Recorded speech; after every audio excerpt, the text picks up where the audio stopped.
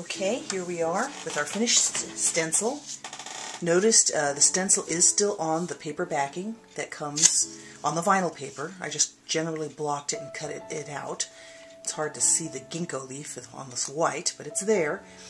And what I'm going to do next is I'm going to go ahead and, with these pair of tweezers, pick out the stencil so that we are left with the ginkgo leaf shape.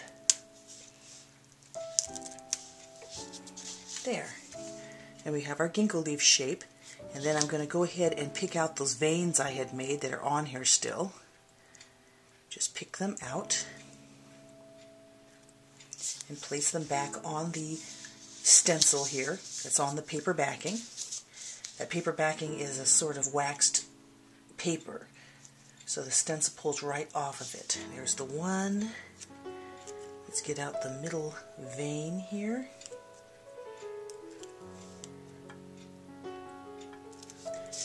Put that back in place where I want it. Here we go. And then finally the other vein. You might notice after I pull out the design and pick out the veins, I still have a nice counter stencil, so to speak. You can go ahead and put that on a piece of waxed paper or something like that to save it for another project where you can do a reverse type image. Get that. Okay, so I have my stencil now with my veined details still on the backing. Now I did bring in here a piece of white, translucent white. Let's put this guy aside for the moment. And the first thing I usually do, dating back to my old China painting days, is I want to clean it off. So I have some denatured alcohol. Denatured alcohol evaporates extremely quickly. That's why China painters love it. And clean my glass off so it's nice and clean, the surface you're going to use. Of course, it just takes a few seconds to evaporate. Now you might wonder, how am I going to get this onto that? Well, this is the trick. With the particular vinyl I get, they sent me this gigantic mega roll of basically is masking tape. It's extremely wide, and after a while, when it gets old like mine is, it starts to kind of shred and peel. But what I do is I just peel off a section of this mask, and you should be able to use any kind of masking tape as long as it's not high stick, because you don't want that. So I'm just going to peel off a section big enough to cover the stencil. There's my stencil. I'm going to place the masking tape over the top.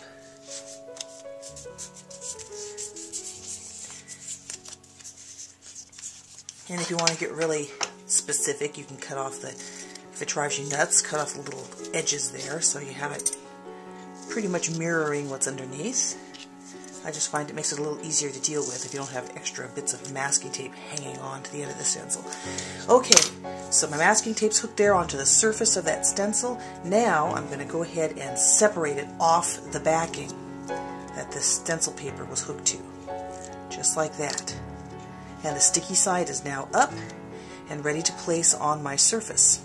So there's my clean glass. I go ahead and I center it where I want it, my ginkgo here, lay it on, make sure it's pushed down really nice, then peel off that masking surface. And if all goes well, it all sticks, just like that. Ta-da!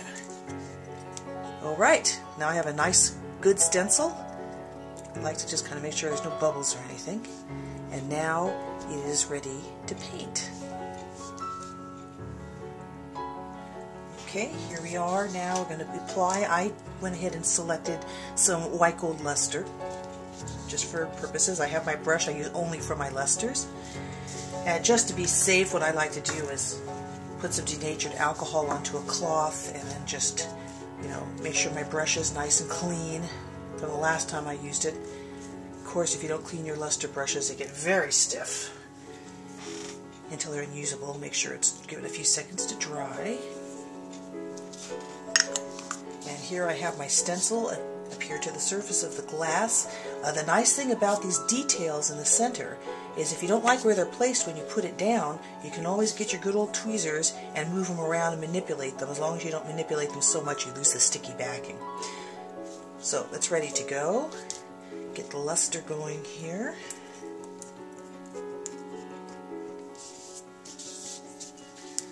And of course this is probably a part you're very familiar with.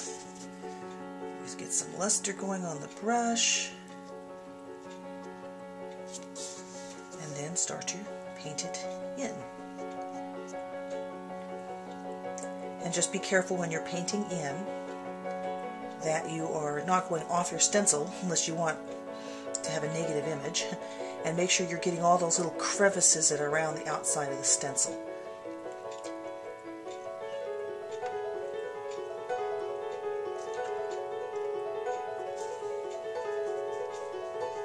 Okay, good enough.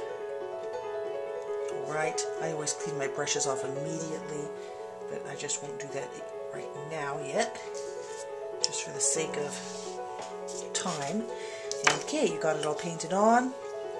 It's time to remove the outer stencil. You want to be really careful not to jiggle it around as you're doing it.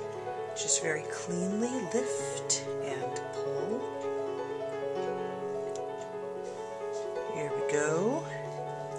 And you might notice that the details in the veining is still there. And this is the part that's probably a little tricky. So you have to get the tip of your little pointy tweezers here and get an edge up. Oopsie oopsie. Here we go. Gonna pull them up more or less carefully. You can see that one bled over a little bit, but I can take a wiper tool and wipe that and fix that later. So I'm just gonna get that edge there, grab it with my tweezers. Again, a little bit of bleeding over. Great example that I am. And let's do the last little vein here. Okay, come on, little babe. There we go. There. Now I notice there is a little bit of bleed over there. It kind of irks me, so I'm going to get my faithful wipeout tool.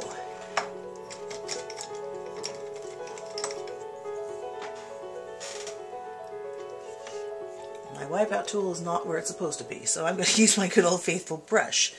And you can take that and clean it aside. There we go. As the luster has dried, it makes it kind of gooey and hard, and I can just manipulate it with a pin or a pointy edge to get it. If you have a section that accidentally pushed into your design itself, and you go, uh-oh, I want to be able to fill that back in, you can always get a little edge of your brush and fill in the detail that got mixed out with the bad stencil cleaning I did. Of course, once you fire luster, the silver or gold kind of spreads, so you don't have to worry about looking etchy when you paint it on. And it is ready to fire.